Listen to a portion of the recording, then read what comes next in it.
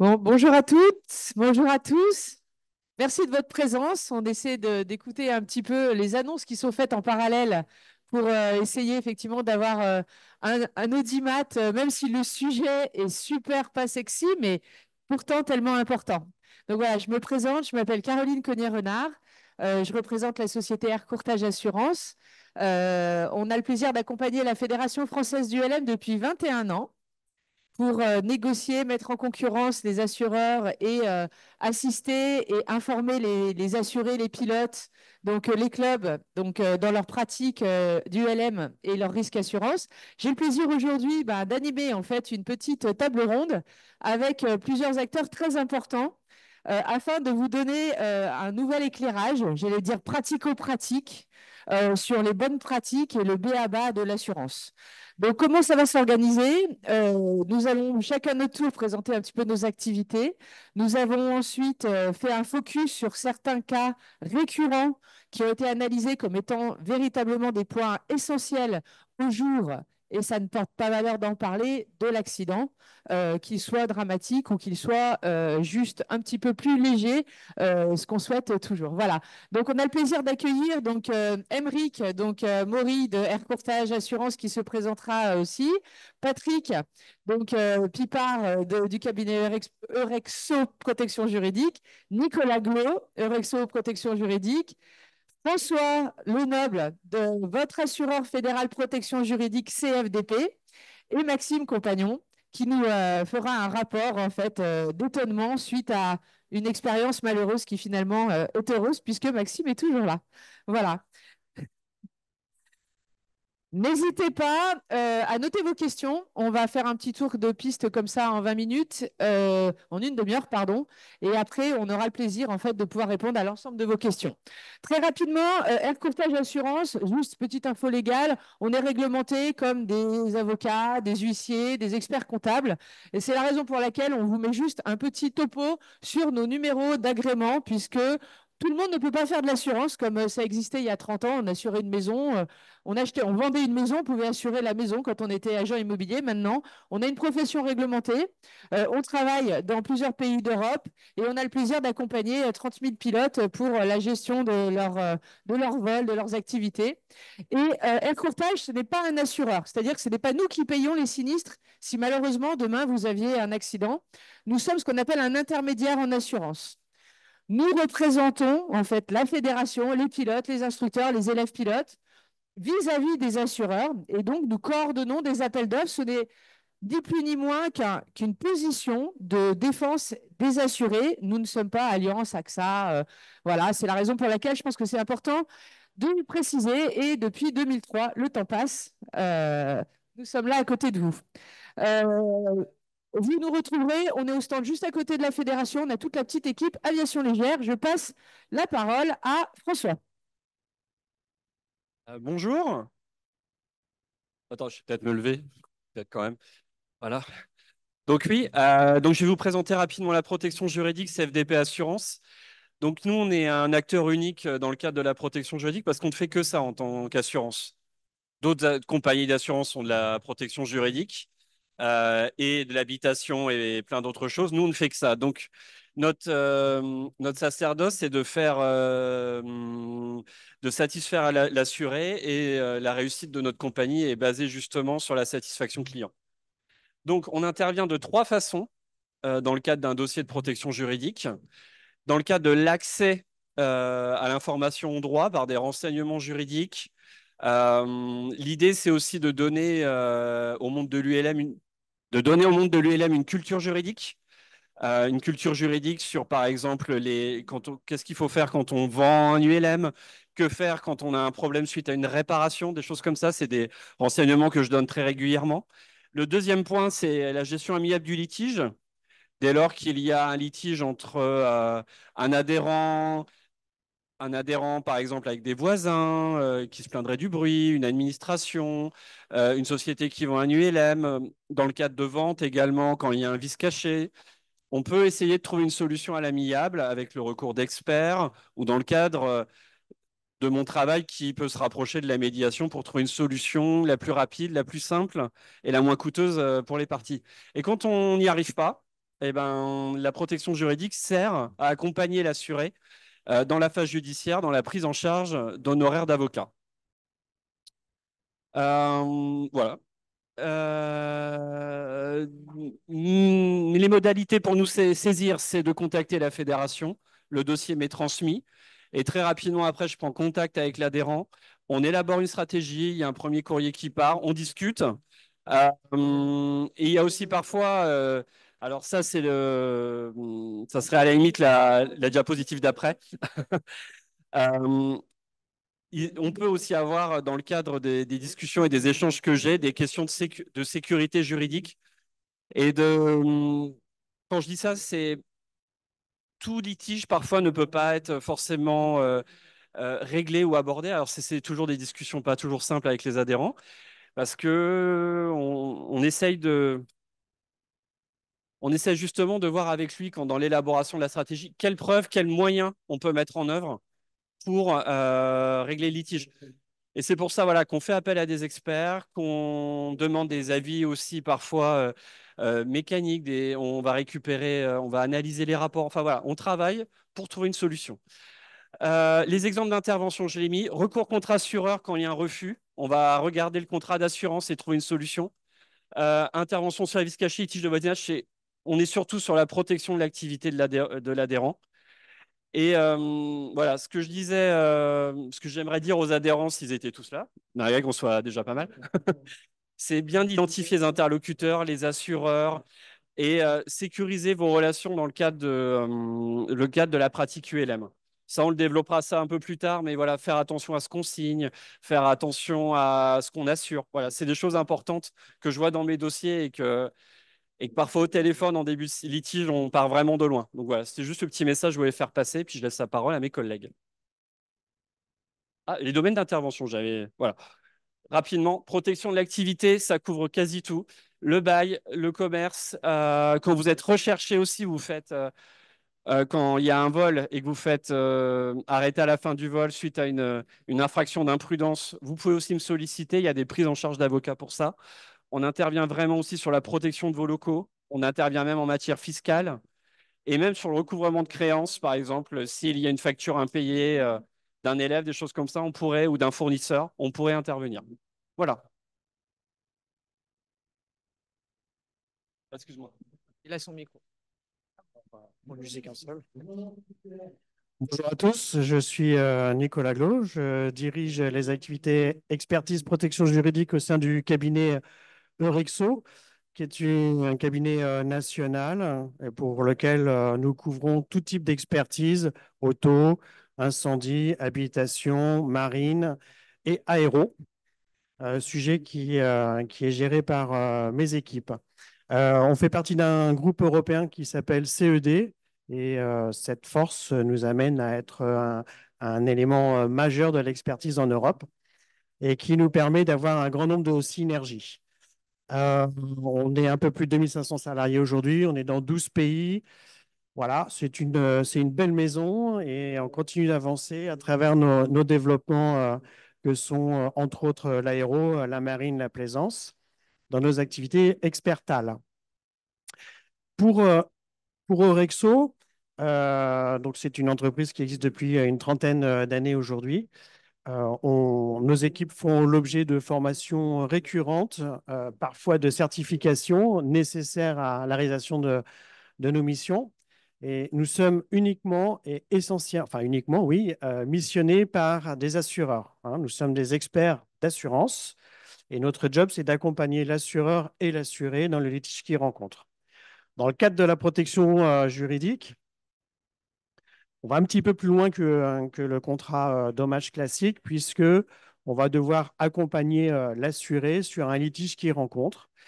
Et donc, on va mener des investigations qui ont pour objectif premier d'aborder une solution à l'amiable pour sortir le dossier et pour que chacun puisse reprendre une vie normale et arrête de se torturer avec le sujet qu'il a en main. Donc, on intervient sur des sujets divers et variés. Je vais me positionner sur la partie aéro. Donc, on intervient sur l'univers du vol, du dommage, c'est le choc, sur ce qui vole, sur ce qui ne vole pas. Donc, ça va être par exemple les hangars, les locaux de l'aéroclub, les équipements au sol,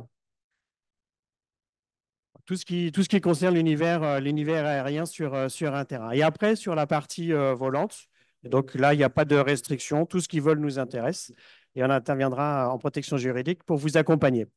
Donc, Rexo PJ Aéro est constitué donc d'experts d'assurance que je vous expliquais tout à l'heure.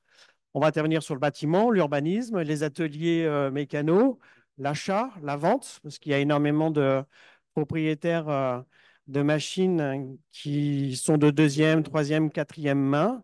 Et on rencontre un sujet dont François a parlé rapidement parmi tous les savoir-faire.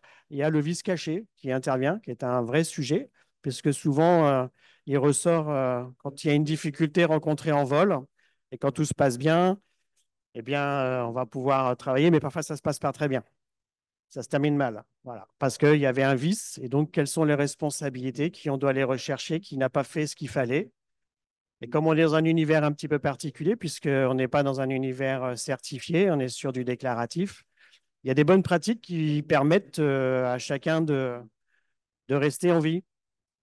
Voilà, donc on intervient sur des domaines, on va dire, de la fréquence du dommage en protection juridique. Ce sont les chocs dans le hangar quand j'ai bougé une machine, j'ai percuté une autre bécane. Je ne le dis pas. Puis moi, propriétaire, j'arrive, je découvre que ma machine est abîmée. C'est la faute de personne, évidemment. Et donc voilà, on va être missionné pour intervenir sur cette typologie-là. Voilà. Enfin, tout ce que vous pouvez rencontrer qui pose une problématique où votre protection juridique est applicable, ben, n'hésitez pas, parce qu'on est vraiment là pour vous accompagner et aller aller au bout du dossier avec vous. Voilà, on a fait le tour. Merci. Le prochain. Donc voilà, le décor est posé un petit peu sur la présentation entre l'articulation entre votre licence fédérale, la protection juridique que ça comporte, qui est incluse en fait là-dedans, et dans l'accompagnement que vous pouvez avoir avec des experts. Donc, après, Kesako, on fait quoi? Le b.a.-ba de l'assurance, c'est déjà de savoir, quand on parle de choc, de dommages, de protection juridique, c'est du jargon. On ne comprend pas toujours de quoi il s'agit. Donc, il y a un truc tout bête. Il faut déjà savoir c'est quoi la RC, c'est quoi l'IA, c'est quoi la casse. Alors, on va aller très vite, mais rappelons juste les fondamentaux. La RC, c'est quoi? C'est les dommages qu'on peut causer aux autres. On a deux types de solutions d'assurance dans le cadre de la fédération Fonds du LM, c'est que c'est les dommages qu'on crée aux autres. Vous avez une assurance soit RC attachée au pilote, vous voyez le petit bonhomme, la tête, c'est la licence. Le bonhomme, il est là, il peut voler quel que soit l'ULM, identifié en France ou dans un pays limitrophe, d'accord? Et les dommages causés à son passager, en cas malheureusement de crash, en cas d'abordage, si demain, effectivement, le passager, en montant à bord de la machine, se blesse, c'est la couverture responsabilité civile. Si demain, la responsabilité civile aussi a besoin d'être activée, c'est parce que, par exemple, vous allez vous vacher et vous allez abîmer des tiers au sol. Donc, ça peut être effectivement une voiture, ça peut être une ligne de tension. Et les réclamations dont vous allez faire l'objet, des restaurants qui n'auront pas pu travailler, des personnes au sol qui vont avoir subi un préjudice, ils vont se retourner contre vous. Et c'est ça la responsabilité civile. OK? Les dommages qu'on cause aux autres, soit une assurance responsabilité civile où on se couvre, nous, en tant que pilote, quelle que soit la machine qu'on pilote, soit parce qu'on est un club ou parce qu'on est plusieurs copropriétaires, où là, on prend une assurance attachée à la machine. Et après, il faut juste que les pilotes aient leur licence fédérale à la FFPLUM. Ils n'ont pas besoin de repayer les 300 € de RC pilote. Voilà. Le b.a.-ba, premier point. Est-ce que c'est clair? Deuxièmement, vous l'avez sur le slide pour ceux qui volent. On a détaillé les tiers en vol, les passagers, l'élève pilote, les tiers au sol, tous les gens qui sont les autres que nous-mêmes. OK? Et au sol, eh ben aussi, un truc idiot, mais le propriétaire du hangar ou ses copains de hangar, au sein desquels, vous avez les machines au parking. Et c'est sûr que si à côté de chez vous, vous avez un Falcon ou un magnifique avion qui coûte une fortune, vous aurez besoin de plus de protection que si vous êtes tout seul dans votre coin de campagne. Donc, c'est voilà pour la responsabilité civile. La garantie casse, corps, c'est l'équivalent, vous savez, de l'assurance tout risque en voiture. OK? C'est les dommages subis par la machine, par les équipements, alors que la responsabilité civile, si on fait un parallèle avec l'automobile, c'est l'assurance routière. Voilà. Donc l'assurance casse, c'est pour couvrir tous les dommages matériels accidentels, la machine qui brûle dans le hangar, les actes de vandalisme, les personnes qui rentreraient par jalousie, qui vont éclater les verrières à coups de baramine, comme on a déjà vu. C'est aussi la perte de contrôle, c'est aussi malheureusement le crash, c'est le remboursement des réparations ou alors carrément le remplacement de la machine. C'est ça l'assurance casse. Enfin, vous avez l'individuel accident. Donc l'individuel accident, vous avez vu, ce n'est pas la machine, on parle du petit bonhomme, c'est le pilote, c'est les dommages corporels, c'est le décès, c'est l'invalidité, c'est les frais médicaux, c'est le besoin d'assistance qu'on va avoir, dont on va avoir besoin parce que soit on a pris mal, soit parce qu'on est arrêté, soit parce que malheureusement on va être dans le coma, soit parce que malheureusement on n'est plus là. Donc l'individuel accident, il y a 2 formules de garantie à la Fédération française du LM. Vous avez une assurance en haut qu'on appelle l'individuel accident pilote dénommé. C'est celle où vous prenez, vous savez, de 10 000 à 200 000 pour vous.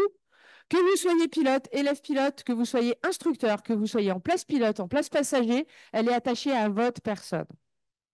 Alors que l'individuel accident à la place, que vous avez pour les clubs, notamment dans les formules qui sont couplées avec l'assurance de la machine, là, c'est l'occupant de la place. On n'a pas besoin de le dénommer. Ça peut être vous, ça peut être vous, ça peut être moi. C'est quelqu'un qui sera là et on couvrira ses ayants droit, percevront un capital si par hasard ce jour-là c'était son père, sa mère ou son copain qui était à bord. Voilà pour les b.a.-ba de l'assurance fédérale. Maintenant, le garantie corps, on a juste fait un petit topo, je voulais juste en parler. N'oubliez pas, si vous avez des financiers, si vous financez vos machines, déclarez-le bien pour l'assurance casse, parce que souvent, on se retrouve avec des situations où effectivement, on a oublié, et en fait, il faut qu'on rembourse la banque, parce qu'il y a un prêt en cours. Et ça, ce sont des choses dont les assureurs ont besoin. Une fois qu'on a dit ça, ça fait 25 ans qu'on fait de l'assurance en ce qui nous concerne, peut-être un peu moins pour d'autres. Il y a des trucs à faire et il y a des trucs à ne pas faire. On commence. D'après vous, combien de refus de garantie cette année pour l'absence de déclaration de modification auprès de l'autorité sur des hélices, sur les différents types d'équipements? Je passe la parole à Monsieur Pipa. Oui, bonjour à toutes et à tous. Ouais, voilà, il y a eu 5 refus de garantie déjà. Et vous comprenez bien qu'au regard de la situation économique, que les assureurs, même si ils étaient généreux à une certaine époque à payer sans trop savoir, aujourd'hui, ils vont mandater des experts pour essayer de voir si la machine était en conformité et s'ils doivent réellement payer le dommage. Et c'est pour ça qu'on intervient aujourd'hui, c'est pour vous donner des éléments pour que vous ne vous retrouviez pas, vous, en difficulté à vous voir opposer un refus de garantie pour des choses toutes simples. Et comme on disait tout à l'heure, on est bien conscient, étant ulmiste nous-mêmes, étant propriétaire de machines, connaissant bien le milieu et impliqué au niveau de la Fédé, que ce n'est pas forcément dans la nature du propriétaire de l'ULM revendiquant sa liberté que d'être vraiment quelqu'un de très féru de la partie administrative. Néanmoins, il ne vous aura pas échappé qu'aujourd'hui, on est dans une société extrêmement judiciarisée, extrêmement pointilleuse et que des recours, on en a dans tous les sens. Je vous ai repris dans ce passage, tout simplement, malheureusement, il faudra en revenir au texte.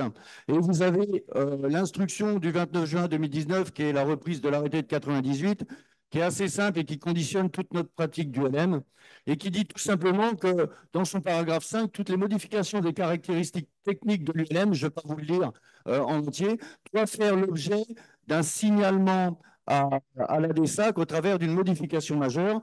En substance, il faut qu'à tout moment de la vie de votre ULM, il soit strictement conforme à la carte d'identification et à sa fiche d'identification.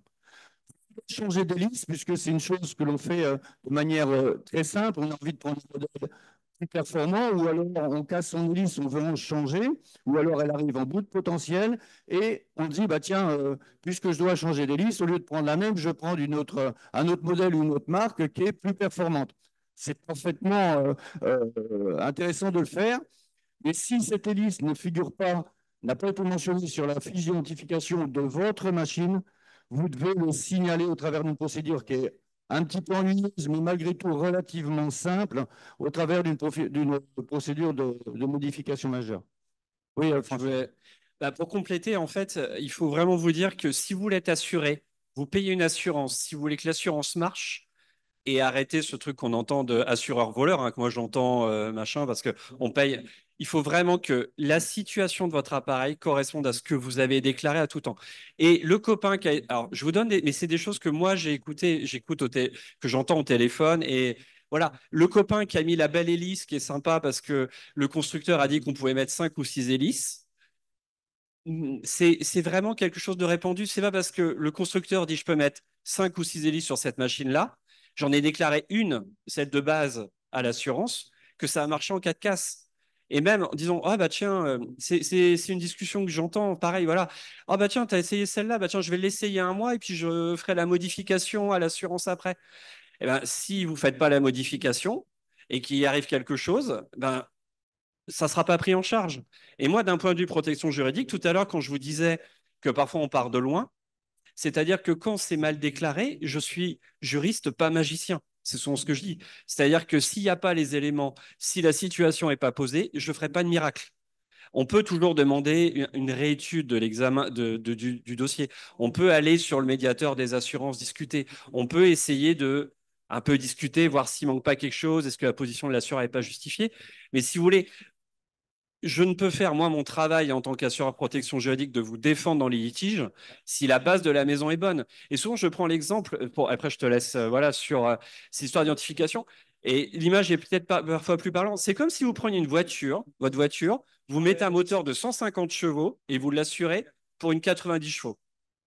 Si vous avez un problème avec votre voiture, l'expert auto, il va vous dire, mais attendez, monsieur, vous avez fait ça, vous avez mis des roues 2 fois plus grosses, un moteur 2 fois plus gros, ça ne marchera pas. Voilà, c'est l'exemple qu'il faut dire à vos collègues clubs dans les clubs, c'est ça, ce parallèle avec la voiture. On ne ferait pas un quart des modifications qu'on fait sur LM avec un club de voiture. Et c'est la même chose. François, je fais la question du licencié, justement. À quel moment on doit vous approcher quand on a un litige, quand on ne sait pas, comment ça se passe? Alors, moi, je vais vous donner dès lors que vous vous posez la question.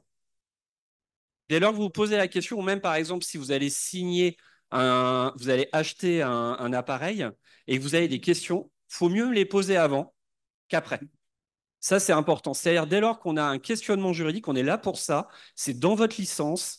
Ça ne vous coûte rien. Moi, mon service, il est gratuit. Il est inclus dans la licence. Donc, dès lors qu'il y a un... Voilà, parce que en fait, les bêtises, plus on les rattrape en début, mieux c'est. Voilà. Et on peut même les éviter. C'est ça que je vous dis. Donc, on parle, je déborde un peu, mais voilà, par exemple, c'est pareil. On achète un appareil. Le copain, je le disais dans la voiture à quelqu'un que j'ai emmené de la Fédé, on achète un appareil. Oh, bah tiens, il y a un truc qui se passe pas bien. Le vendeur, il m'a pas dit ça. Il y a un souci, machin. Oh, mais j'ai un copain à la base qui m'a sorti la pièce défectueuse, qui l'a mis de côté. Ouais, vous pouvez faire. Non, il faut faire passer un expert, sécuriser la situation juridique et discuter.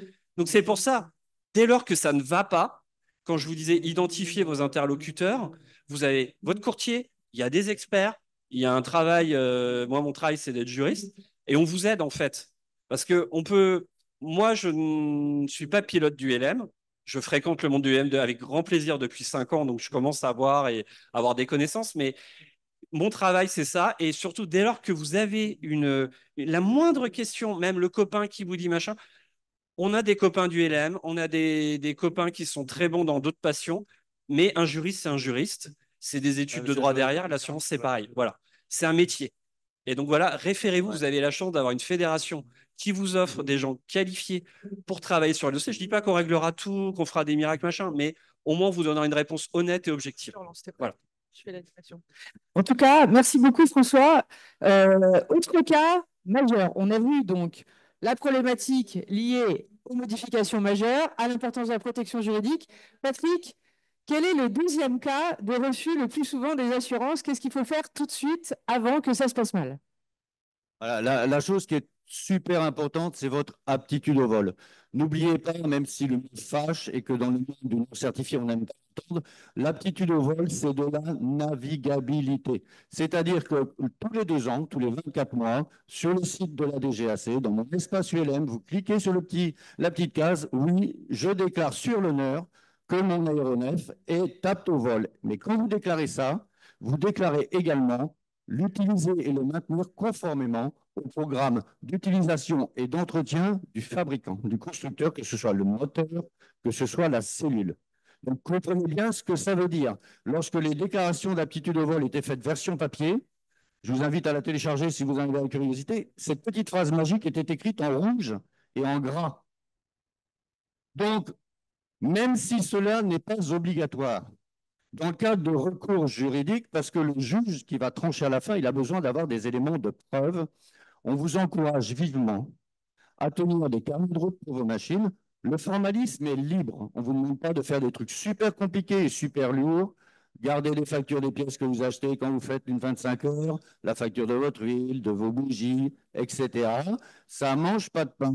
Et le jour où il y a un recours, le jour où il y a quelque chose de contesté sur une machine que vous avez vendue, par exemple, et que l'acheteur dira, vous me remboursez la moitié parce que votre machine, elle n'est pas bien, vous n'avez jamais fait l'entretien, que vous l'avez fait sérieusement, parce que dans 99% des cas, nous sommes convaincus que les gens font ça correctement parce qu'on ne s'en va pas en l'air avec une machine qui n'est pas en état. Mais à un moment donné, comme on dit en latin, dura lex sed lex, la loi est dure, mais c'est la loi. Il faut au juge arriver à démontrer, à apporter la preuve qu'on a fait les choses correctement. Donc je sais que ce n'est pas dans la culture de l'ULM, mais si vous pouvez juste mémoriser ça et vraiment dire, OK, je fais, mais je documente parce que faut quand même se maintenir à l'abri des recours, c'est quand même mieux. Merci. Merci beaucoup. Un petit mot sur la fiche de pesée, messieurs. Ah, quand même, c'est le sujet quand même important. Oui, dans le cadre d'une modification majeure ou dans le cadre de l'acquisition d'un ULM, il ne vous aura pas échappé que lorsque vous demandez la nouvelle fiche d'identification, la nouvelle carte d'identification, pardon, de votre ULM que vous venez d'acquérir, vous produisez à la DSAC, à votre DSAC, vous produisez une fiche de pesée. Alors, la fiche de pesée que vous produisez, vous la signez. Donc, vous déclarez sur l'honneur que ce qu'il y a décrit, c'est vrai. Donc, je vous invite à vraiment poser la machine et non pas recopier, même sur une machine neuve. Parce que le vendeur, qu'il soit l'importateur ou que ce soit une troisième ou quatrième main, parce qu'il a rajouté quelques équipements de confort dedans et alourdi votre machine de 50 kg. Vous, à partir du moment où vous envoyez votre fiche de pesée avec les chiffres qui sont dessus, c'est vous qui engagez votre responsabilité. C'est ce qu'on appelle dans le jargon juridique un transfert de responsabilité. Donc, vous achetez une machine, le vendeur va vous donner une fiche de pesée. À titre personnel, je vais demander à ce que la pesée soit contradictoire, c'est-à-dire que je sois présent au moment où il va faire la pesée. Et auquel cas, si je suis présent au moment où il fait la pesée et qu'il fait la fiche de pesée et qu'il me la remet, je ne vais pas nécessairement, s'il n'y a pas de modification, repeser la machine pour faire ma fiche. On l'a fait contradictoirement, on est d'accord sur les chiffres, on met chacun sur notre feuille, on signe et tout est OK. Et non pas se retrouver à un refus de garantie, parce que ce jour-là, un expert va dire que votre machine elle dépasse de quelques kilos la masse max autorisée au décollage, et que l'assureur va dire, moi, la machine, elle est plus conforme au contrat d'assurance, je fais un refus de garantie. D'accord? Merci. Merci beaucoup. Un petit mot là-dessus, François? Moi, alors après, voilà, c'est peut-être pour peut-être simplifier la chose, c'est-à-dire, moi, je suis toujours, c'est des belles machines qui ont quand même, c'est des belles machines qui coûtent un certain prix quand même.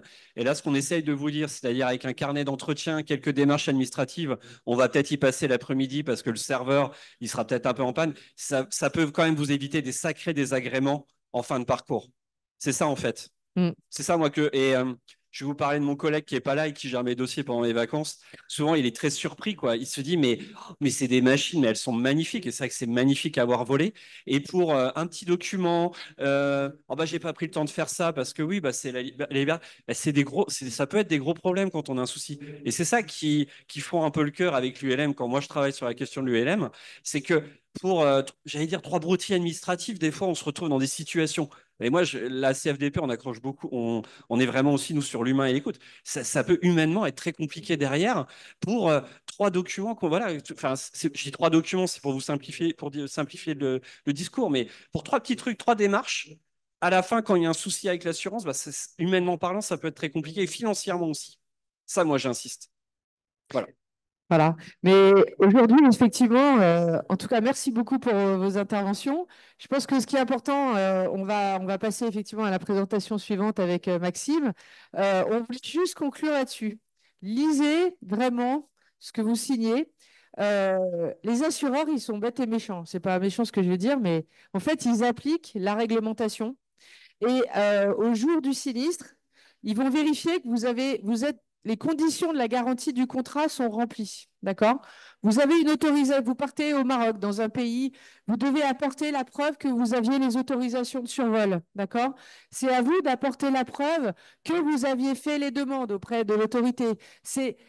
La charge de la preuve incombe à l'assuré sur les conditions de la garantie. Par contre, quand ce sont des exclusions, c'est à l'assureur de rapporter la preuve que vous n'étiez pas dans les conditions, ce qui est beaucoup plus compliqué à prouver, hein. Et aujourd'hui, on gère à peu près 400-500 sinistres par an, une quarantaine de morts. 95% des sinistres se passent très bien. Les 5% où ça se passe mal, c'est que ça s'était mal embouché du départ. C'est que soit c'était pas carré, les conditions de la garantie n'étaient pas bonnes, les heures de vol n'étaient pas bonnes, et véritablement les situations administratives. Donc ça veut dire quoi? Les assureurs ne veulent pas payer. On travaille avec la protection juridique pour essayer de travailler et de trouver des solutions d'abord à l'amiable. 80% des litiges se résoudent à l'amiable. N'attendez pas trop tard pour signer, pour sonner l'alerte, pardon. Et enfin, évitez bien sûr les litiges avec les autorités. Et juste, Claude Cordel, qui est un des responsables ORIAS de la Fédération française du LM, avec Camille qui est là et Philippe François. Claude, malheureusement, devait faire la conclusion de cette partie-là, n'est pas là. Il est pilote ULM, il a eu plusieurs accidents, autogire notamment, et hélicoclassis. Lui, il voulait dire un mot. Il a dit en gros, l'ARC, vous n'aurez jamais de problème. En France, on est dans un pays où il y a un droit de sauvegarde des victimes, où les assureurs vont toujours quand même indemniser. On a un assureur dans la salle qui connaît bien aussi. Il n'y aura pas de problème parce que le droit napoléonin est comme ça, c'est que les victimes sont indemnisées véritablement. Par contre, quand on parle d'assurance casse, vous n'êtes pas dans les clous, mais n'achetez même pas une assurance casse. Vous jetez de l'argent par les fenêtres parce que l'assureur ne payera pas. Alors au début, ils payaient, et puis maintenant, ils en ont ras-le-bol. Ils nous disent les inaptitudes, les déclarations d'aptitude qui n'ont pas été envoyées depuis 1 an, 2 ans, les problématiques administratives, on ne paye plus. Et tous, hein. Donc voilà, c'était juste pour la petite morale de l'histoire que Claude voulait vous dire, parce que si on n'est pas dans les clous, ça ne sert à rien de s'assurer encore. Donc notez effectivement, alors vous aviez encore 2 slides là, Rexo. Euh, c'est ce qu'on a dit tout à l'heure. Avant de passer aux questions-réponses, on va donner le rapport très pratico-pratique aussi dans le B.A.B.A. et les bonnes pratiques pour être toujours vivant et pour limiter les dégâts. À toi, Maxime. Et c'est.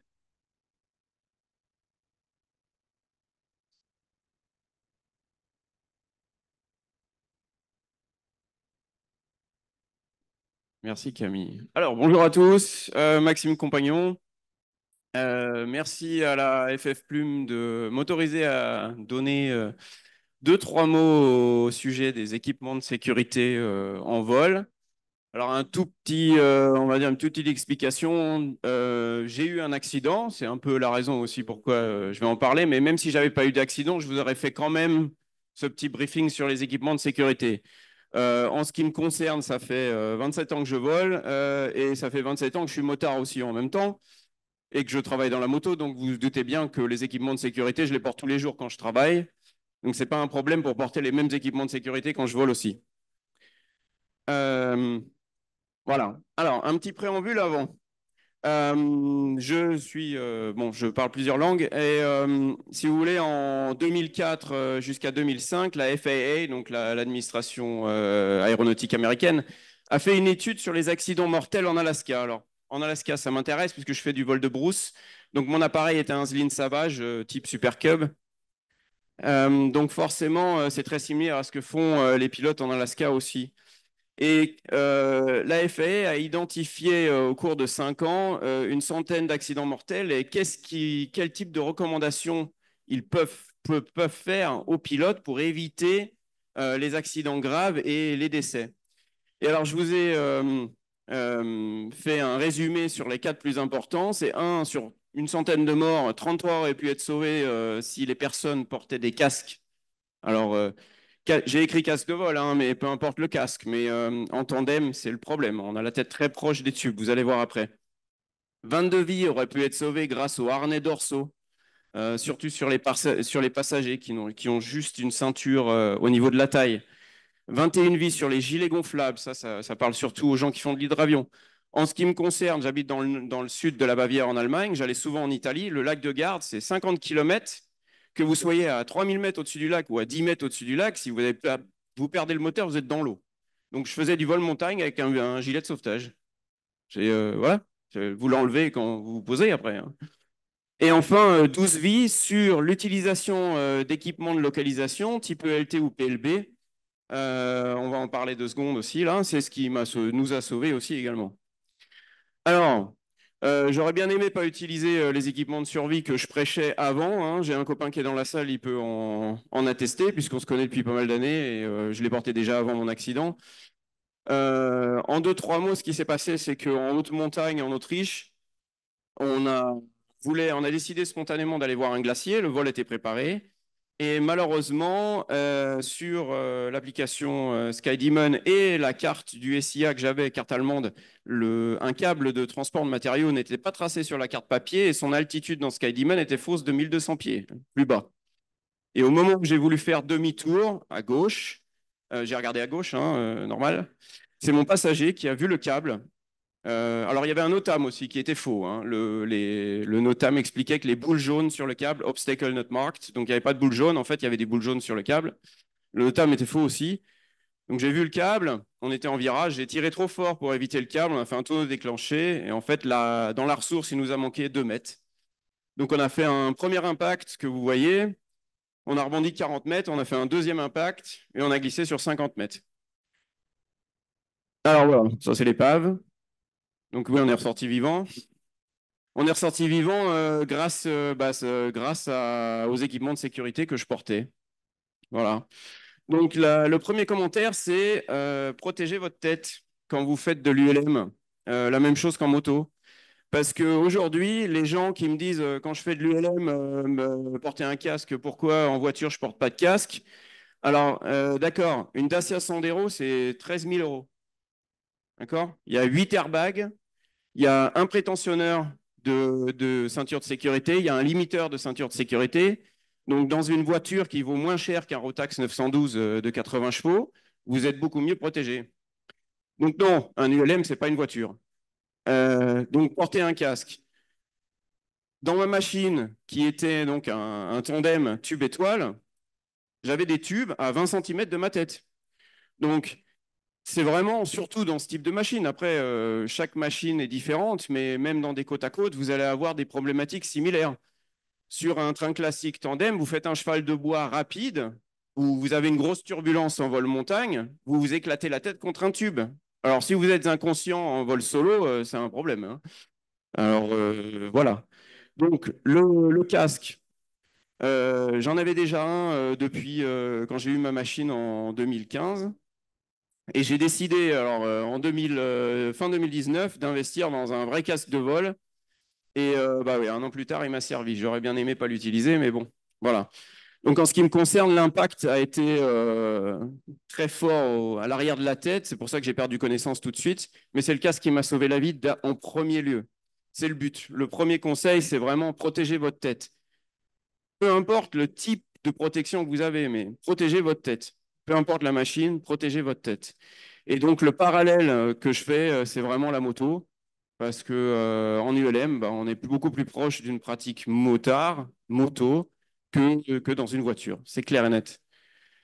Après, le deuxième point qui est très important, c'est vraiment, en cas d'accident, c'est la localisation. C'est comment appeler les secours. Alors, il y a beaucoup de systèmes de plus en plus qui sont disponibles aujourd'hui, hein, même un téléphone, un iPhone récent, vous avez une fonction appel de secours par satellite. Néanmoins, depuis maintenant le début des années 90, avec le début du programme Cospas-Sarsat, vous avez une constellation de 65 satellites dédiés au Search and Rescue, à la recherche des personnes en difficulté. Peu importe votre pratique. Aujourd'hui, balise Cospas-Sarsat, voilà, celle-là, elle est neuve, hein, c'est la société. Alors, attendez, vous allez voir. Voilà. Celle qui nous a sauvés, c'est celle de gauche. Elle fait 262 grammes. Donc, c'est la taille d'un téléphone d'il y a allez, de 25 ans. Et celle de droite, la nouvelle, qui a été remplacée par ACR, elle fait 150 grammes. 150 grammes, voilà la taille. Donc, 50 batteries, pas d'abonnement. Sachant que quand j'ai déclenché la balise, l'appel de détresse a été... Alors, ma balise était enregistrée en France, étant français. C'est Lyon Bron qui a pris l'appel de détresse, qui a essayé d'appeler mes parents, qui a essayé d'appeler ma femme. Ils n'ont pas réussi à les avoir au téléphone.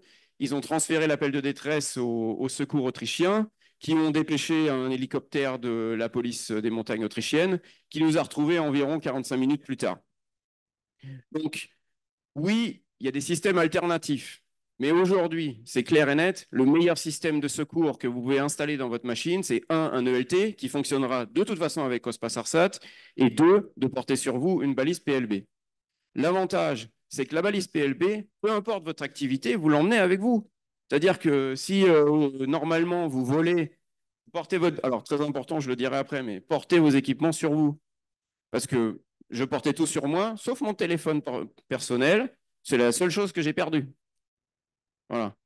Parce que quand vous avez un grave accident comme j'ai eu, avec un traumatisme crânien, vous n'avez pas envie de commencer à chercher vos équipements qui sont partis partout au gré du vent.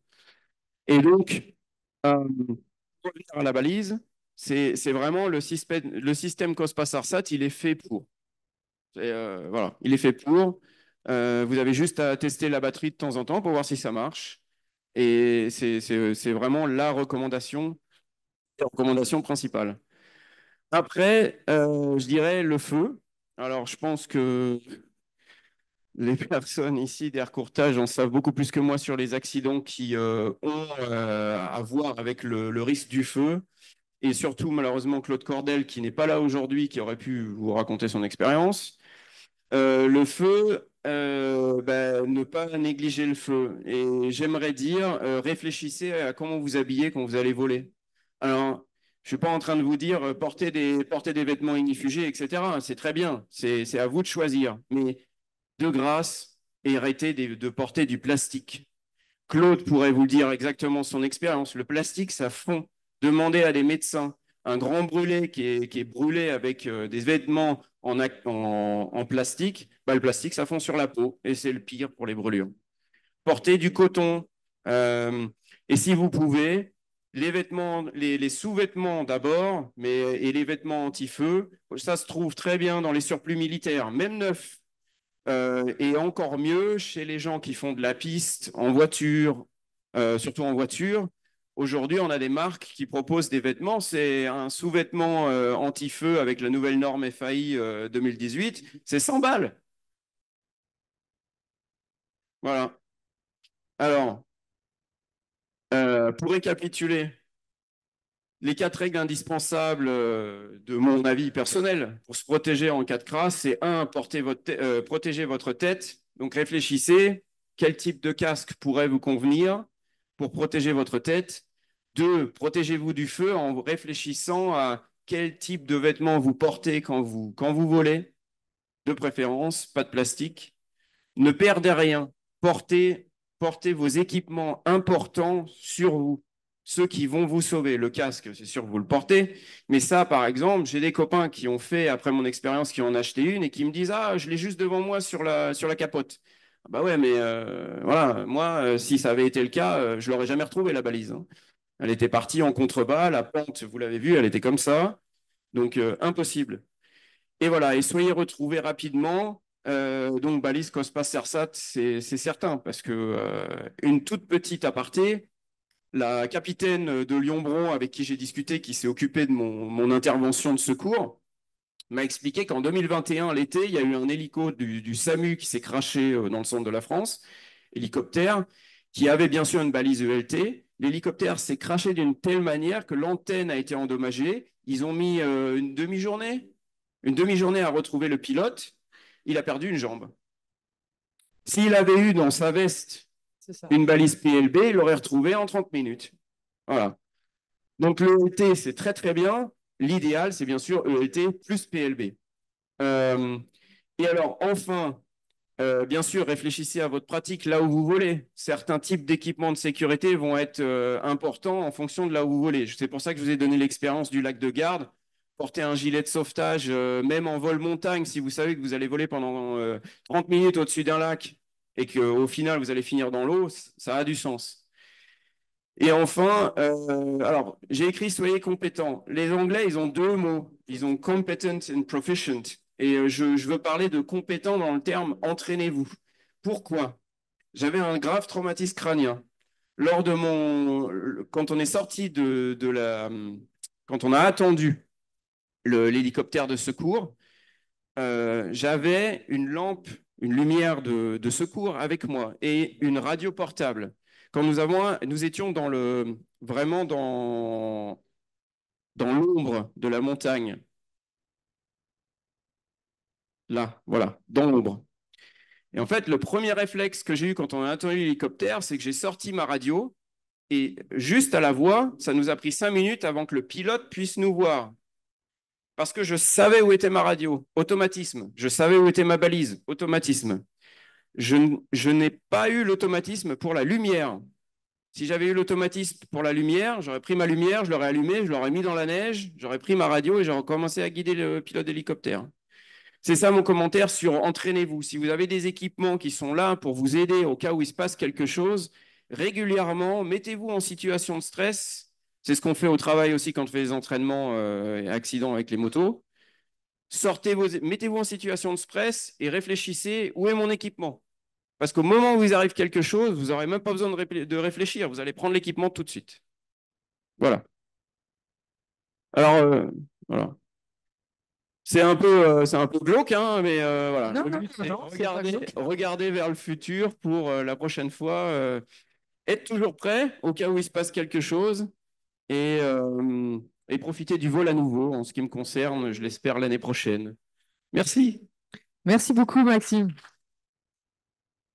Bah écoutez, en tout cas, vous avez un beau panorama du juridique en passant par le pratique, en passant par la sécurité et voilà, par les conseils qu'on a cru bon vous donner aujourd'hui. Donc, est-ce que vous avez des questions? On sera heureux d'y répondre. Profitez-en, tout le monde est là. Est-ce que vous voulez rajouter des choses, Nicolas, Émeric, Patrick? Allez, je vous donne mon micro. Oui, bonjour et merci pour ce petit forum. Moi, j'aurais une petite question.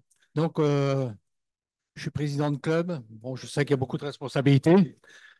On a un appareil dont le constructeur a disparu. Je voudrais le passer à 525. Or, faut automatiquement que ça passe par le constructeur. C'est lui qui va délivrer. Alors, comment que je fais? Comment puis-je faire? Ben là, question typiquement, on va être hors champ pour vous répondre, parce qu'il faut passer. Non, mais c'est pas que je veux shooter en touche, mais il faut passer par le vote des sacs.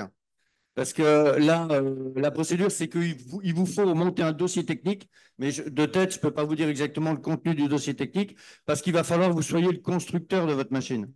Auquel cas, il faut voir directement avec votre DSAC les documentations qu'il vous faut produire, les essais qu'il faudra faire, les calculs qu'il faudra faire pour voir si cette machine passe à 525. Mais nous, je ne peux pas vous donner un détail Non, mais comme ça, mais voyez par la DSAC, s'il vous plaît. ça me convient. Merci, monsieur. Merci.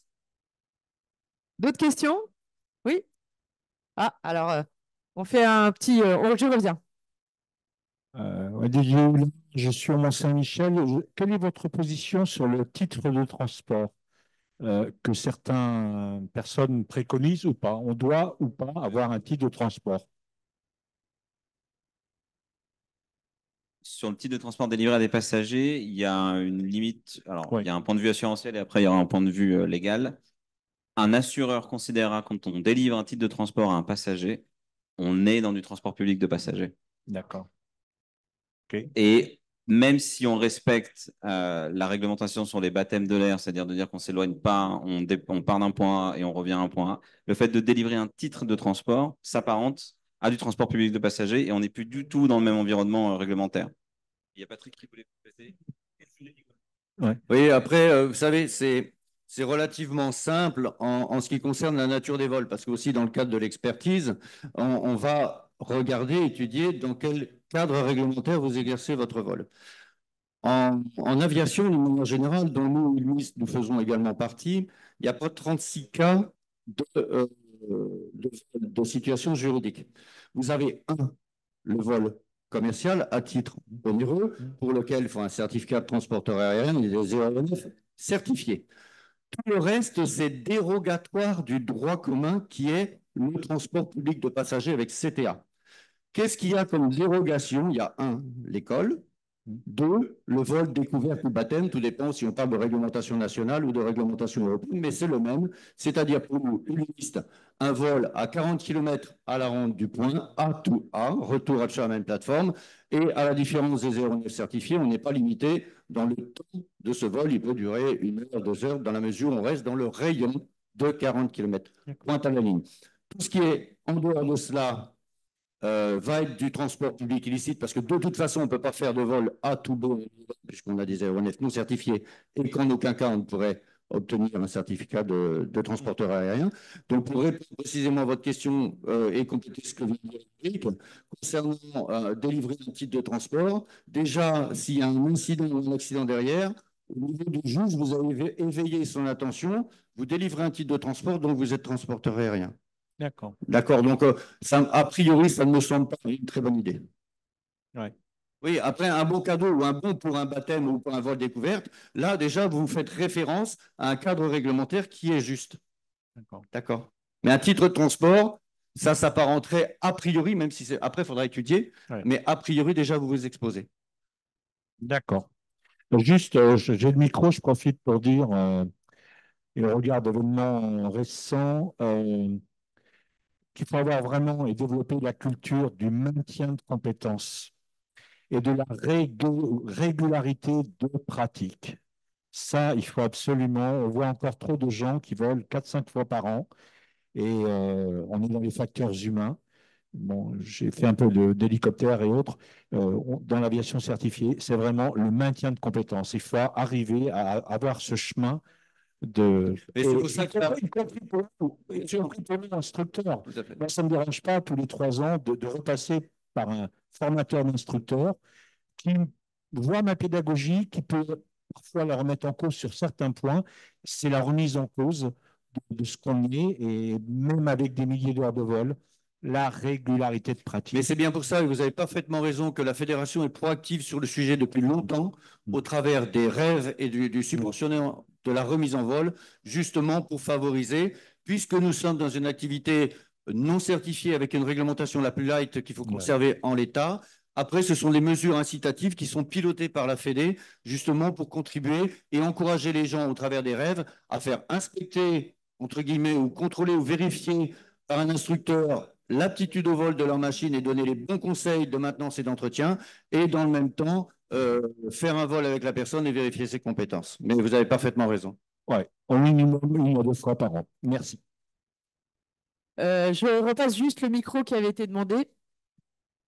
Oui, moi j'avais une petite question. Bon, dans notre club, parfois les gens ils font une grande balade, ils vont aller par exemple, et on est assuré casse, hein, on est bien assuré par Air Courtage, il n'y a pas de souci. Mais ils vont aller par exemple ils vont aller à l'île Dieu. Ils vont aller à l'île Dieu. Bon, bah, c'est bien l'île Dieu. Mais s'il leur arrive une avarie sur la piste, quelque chose, enfin, où ils pètent une hélice, où l'appareil se retourne, comme il y a eu, je crois qu'il y a eu ça il y a peu de temps, je leur dis attention, les gars, hein, je veux dire, alors là, j'ai pas potassé le contrat. S'il faut rapatrier l'appareil, à part bateau, on n'a plus de solution, hein. Comment que ça se passe? Comment que ça se passerait avec Air Courtage? L'aéronef est couvert en casse et en responsabilité civile. eh ben il est rapatrié par bateau. C'est un expert qui jugera de l'opportunité de le rapatrier ou de le réparer sur place en fonction des possibilités techniques. Mais l'assurance casse inclut le rapatriement d'un aéronef endommagé ou d'une épave.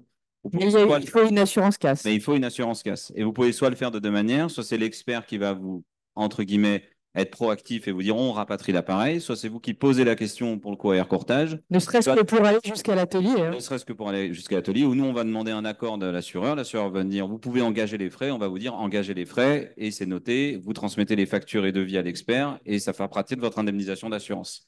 Mais il faut que la caisse soit couverte. Caroline, je croyais qu'on avait une question. Qu'est-ce qu'elle veut là-bas? Juste là. Après, on va arrêter parce qu'il y a le... Bonjour, Pierre Grange, Persan Beaumont. Je suis président d'un club et je vais laisser mon poste de président et je m'aperçois qu'il y a peu de volontaires, mais le premier souci des volontaires actuels, c'est la responsabilité. Donc, je me demande quelle est l'assurance qui pourrait être proposée et encourager de futurs présidents. Eh ben, écoutez, là, je vais répondre tout de suite. La fédération, et je donne la réponse, je donne la parole au président. Tu veux répondre? Vu que tu es là, c'est quand même mieux. Parce que moi aussi, je vais arrêter d'être président. Voilà. Non, alors, j'ai une réponse sous le contrôle de Caroline, mais je commence à être bien acculturé au sujet d'assurance. La fédération assure tous ses dirigeants en RC depuis très longtemps. Et donc, ça nous coûte d'ailleurs 9 000 € par an que nous ne faisons pas payer au club. J'en fais passer un message d'ailleurs, parce qu'il y a beaucoup de fédérations comme la FFA, par exemple, qui font payer des cotisations pour adhérer à la fédération. Je pense qu'un jour, c'est quelque chose qui devient, je laisse ça à mes successeurs, mais qui serait très intéressant que lorsqu'on est affilié à une fédération, dans toutes les fédérations sportives, normalement, il y a une cotisation. D'ailleurs, ça réglerait le problème des clubs qui ne sont pas à jour. Voilà. Alors, vous êtes pris en charge, intégralement pris en charge. On a des cas, d'ailleurs, on a toujours des vendus. C'est pris en charge par la fédération à hauteur de 9 000 €.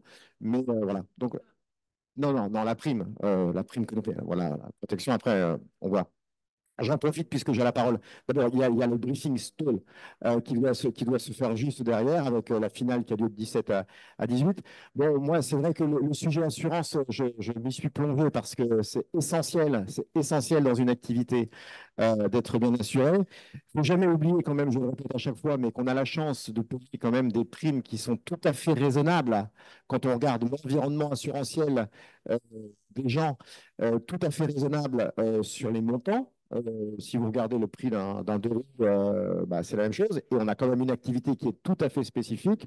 On a la chance sur nos 3 gros contrats, RC, IA et protection juridique, d'avoir des partenaires qui sont dans la durée, sûrs et constructifs sur des sujets très techniques.